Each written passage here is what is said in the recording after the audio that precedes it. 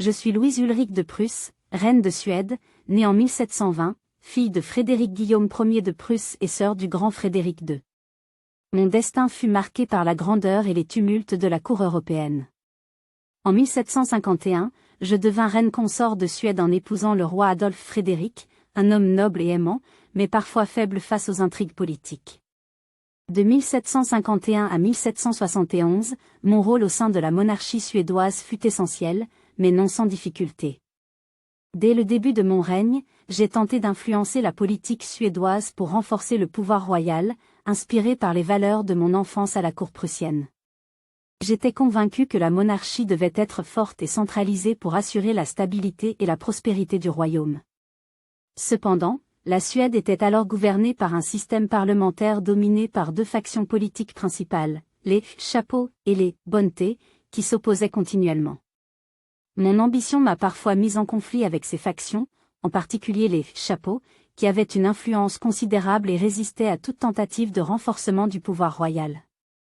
Malgré cela, je n'ai jamais cessé de soutenir mon époux et d'œuvrer pour l'avenir de nos enfants, en particulier mon fils Gustave, que je préparais à devenir un roi digne de ce nom. En tant que reine, j'ai également dédié une grande partie de mon temps à la promotion des arts et de la culture. Inspiré par les échanges avec mon frère Frédéric II, j'ai introduit à la cour de Suède des éléments de l'élégance prussienne et française. Sous mon patronage, des artistes, écrivains et architectes ont prospéré, contribuant à faire de Stockholm une capitale culturelle reconnue. Mais ma vie était loin d'être parfaite.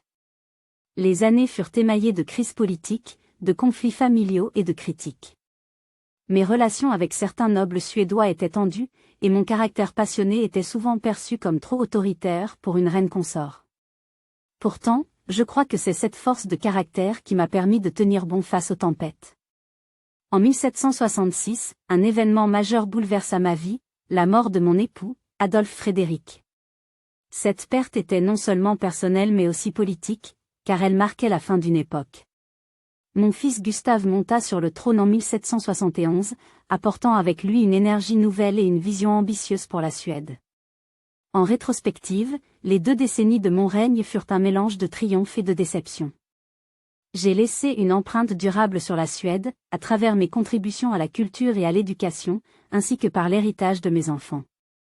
Mon rôle était celui d'une mère, d'une épouse et d'une stratège politique, cherchant toujours à élever le royaume qui m'avait adopté. Aujourd'hui encore, je suis fière de ce que j'ai accompli, malgré les adversités. Mon nom est lié à une époque de transformation, et mon esprit demeure, porté par l'histoire et les souvenirs de ceux qui ont marché sur mes traces.